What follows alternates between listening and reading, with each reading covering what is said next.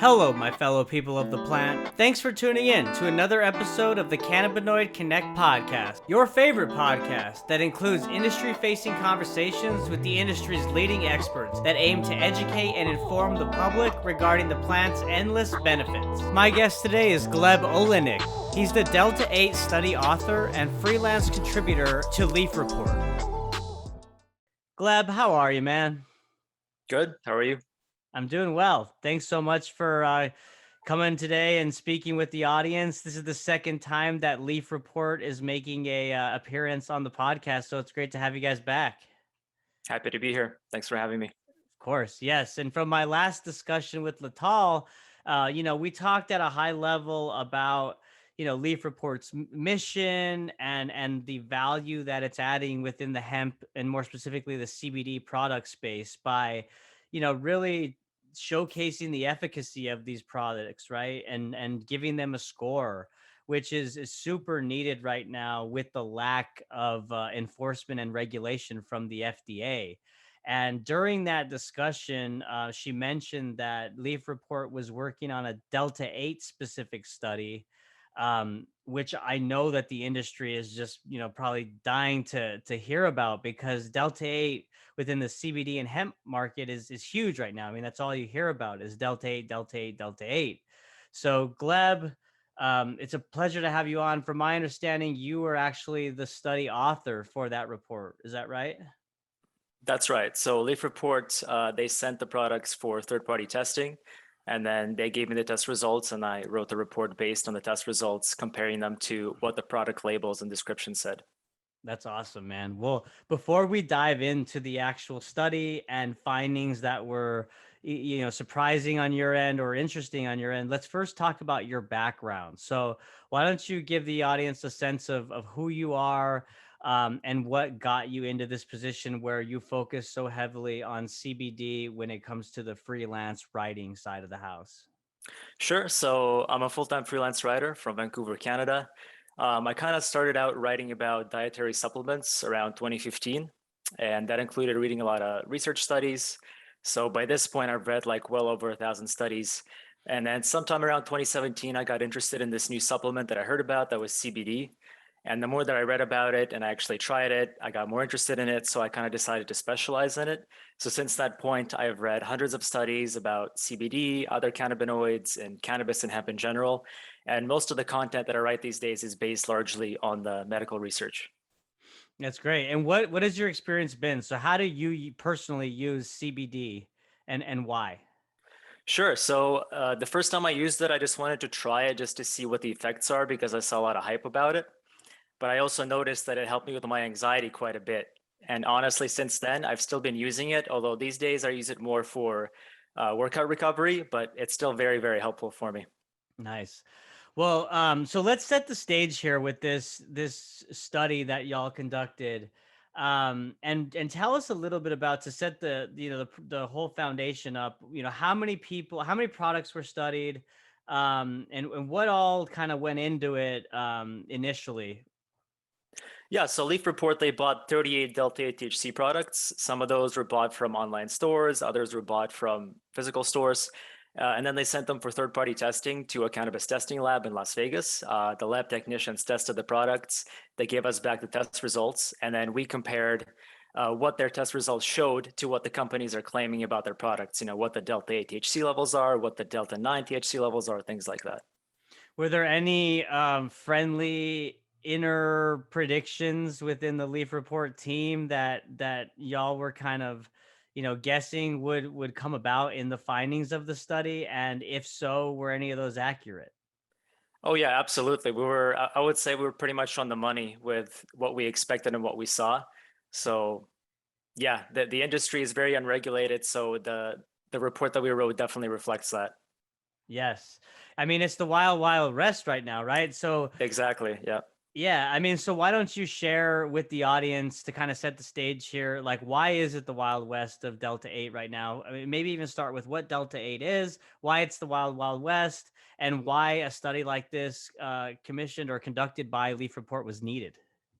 Right. So Delta 8 THC to start out, it's an isomer of Delta 9 THC. So that's just a fancy way of saying it's a slightly different form. of THC that we're used to. And although it's present in very small amounts in cannabis and hemp, that's not really enough to make products out of that. But what happened was sometime, I would say around late 2019, 2020, people realized that you could turn hemp derived CBD into Delta 8 THC through a pretty simple chemical process. So as a result of that, you can make hemp derived intoxicating products. So the thing is, hemp is federally legal thanks to the 2018 Farm Bill. And that by extension also makes hemp derived Delta 8 THC legal. So that's kind of like where the industry started and why it's kind of in a legal loophole, legal gray area at the moment. Yeah, the I would say the biggest loophole of 2020 for sure. I mean, at least within the hemp space.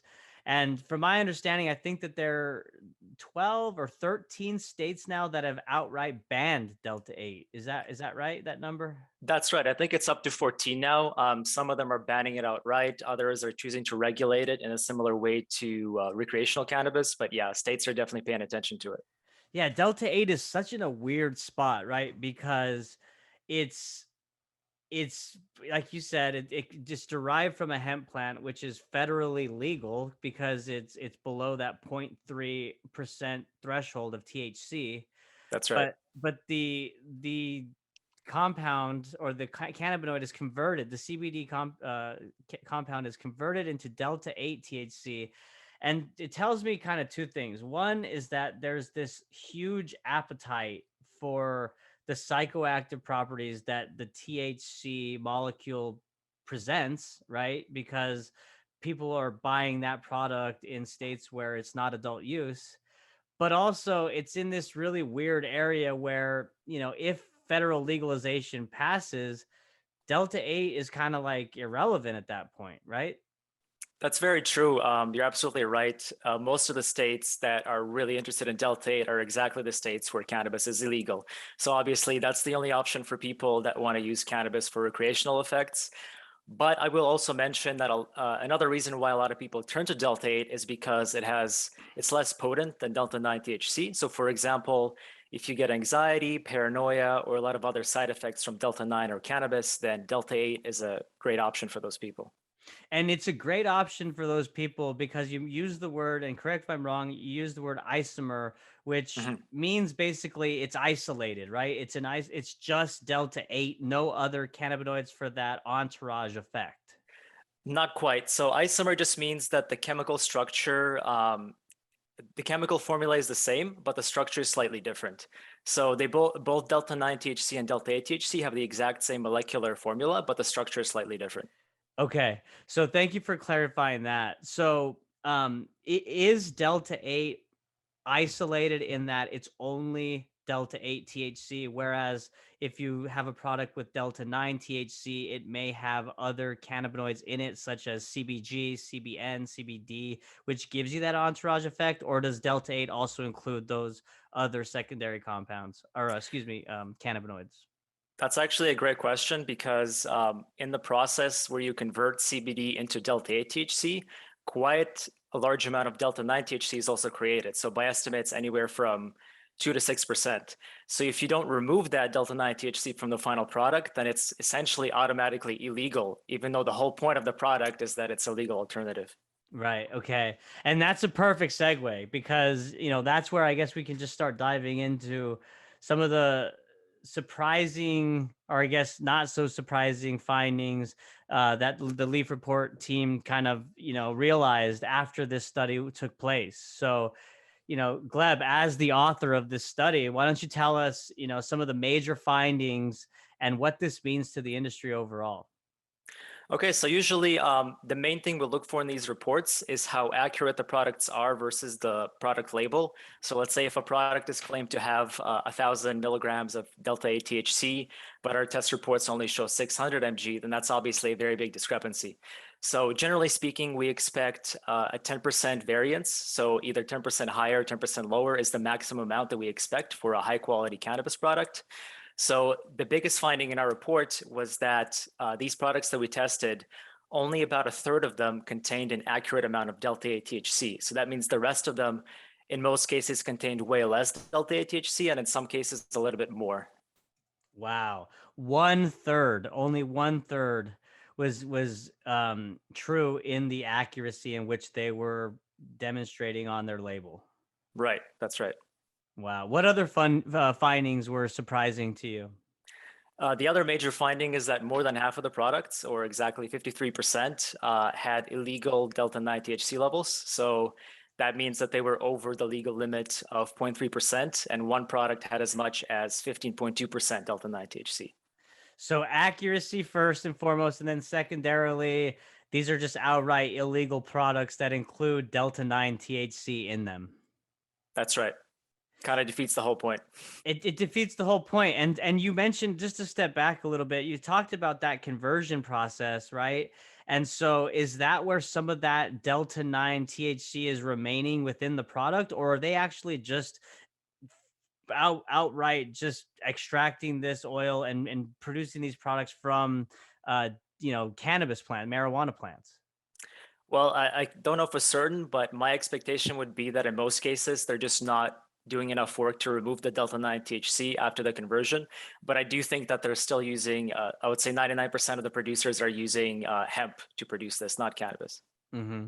And if they're not doing it properly, is that a sign of what? Like, is it they're cutting corners? Is it? I mean, it's just they're just not doing their due diligence and producing a high quality product. Like, what is it? What is it? It's kind of a bit of both. So, as I'm sure you realize, Delta 8 THC, like it's such a popular thing that it's attracted a lot of people to it. And there's obviously a lot of shady companies, a lot of bad actors that were attracted by the fact that you can make a lot of money selling Delta 8 THC.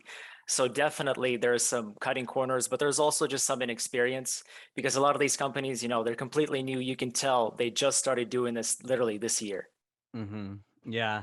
And outside of like the accuracy issues and the fact that they're passing off Delta 8, which is really Delta 9, which is federally illegal in states where it's not adult use, are there any other, harmful chemicals or pesticides or things that you found in these products that could be dangerous to consumers? Yeah, so we also tested the products for heavy metals, and thankfully, all of the products passed on those tests, so none of them contained heavy metals. But I wouldn't be surprised that if we decided to also test for maybe residual solvents, we would find something that's not good for you. And I mean, there's always a possibility. If anything, if we can learn anything from the 2019-2020 outbreak of THC vape lung injury, people are adding stuff into products, so you never know 100% for sure. Yeah, the vape crisis of 2019, definitely lessons learned there, and just an overall awareness of consumers to just be wary of the cartridges and the products that they're purchasing when it comes to vapes. Right, and it's especially cartridges in particular because for whatever reason, they're the ones who do tend to have a higher likelihood of having those additional compounds that might be harmful. Mm-hmm. What else? What other findings were either surprising to you or worth noting? Yeah, another interesting finding was that about a third of the products didn't even clearly list how much Delta 8 they should have. So that should be like your first red flag if you're buying a Delta 8 product. Like, you mean in terms of the percentage of Delta 8 or the milligrams, or what do you mean specifically? That's right. It depends on the product type. So for gummies, that would be milligrams. For a tincture, that would be milligrams. For a vape, that would be a percentage. So a lot of these products that didn't clearly list that, they either didn't say anything, or maybe they just gave you some big number without telling you what it is. You don't know if it's the total cannabinoid content, if it's just delta THC. So it's not clear. Right. And assuming that fairly assuming that the average consumer doesn't have the resources or the equipment to test the cartridges that they buy, what's the best way for consumers to be more savvy when it comes to the Delta 8 products that they're purchasing? Well, definitely the number one tip I would give is only buy from companies that have an online website and that are selling the products online, because you're much more likely to get a high quality product. You can check, where the company gets its hemp from. You can look up the test results. And for the test results, ideally, you want to have both potency test results and also contaminant test results, because those are different things. So the potency is going to tell you if the product is accurate. The contaminant is going to tell you if it's safe, if there are no unsafe compounds in it. And if you're buying Delta 8 THC from a physical store, 9 times out of 10, those companies, they don't have websites. You don't know anything about them. There are no third-party test results confirming that you're actually getting what you're buying. So it's very unsafe. Just an added question to that point, and this is, I guess, just been my experience because all from moving forward, all I've been doing is purchasing CBD products online. To your point, and in the past, when I have purchased CBD products in the store, I've always had just a weird feeling about them. Like to your point, we don't know what's in them. There's not QR codes on the product to see the COA and other signs. So I'm bringing that up because you mentioned if you're buying Delta 8, you want to make sure that you're buying online and not in stores. Would you say that that's fair also for just generic or general CBD products also? Oh yeah, absolutely. It's exact same thing. I mean, if you look at CBD, it was actually kind of in the same position as Delta 8, let's say like 5 years ago. It was also like the Wild West. And back then that would also be my advice. Only buy CBD online. You're much more likely to get a safe, high quality product. Mm-hmm. And because you recommend online, that's just because more than likely these companies are going to have those digital assets and those materials needed to validate the efficacy of the product, the potency levels, all that, the COA, right? Not just that, they're also going to they can also provide you with a lot of details about how they run their business, where they source their hemp, how the hemp is grown, who's running the company, like actual names behind the company. Those are all things that add transparency, and you're much more likely to get a high quality product when a company is willing to provide that information. Mm-hmm. Yeah, absolutely. That makes sense. So Gleb, tell me, like, what else about this study is worth noting or calling out? And are there any plans to continue with this study and build on the data that y'all have already produced at this point? Well, I mean, the biggest outcome I would say is if you're interested in buying Delta 8 THC right now, I would definitely recommend against it. I mean, if you do absolutely do want to buy it, then do follow the tips that we talked about. But right now, as of now, I don't recommend buying Delta 8 THC products At all? You would say none. at all. Yes. Wow. Will there be a time when we will be in a position where we're more comfortable to purchase? And if so, what will that take?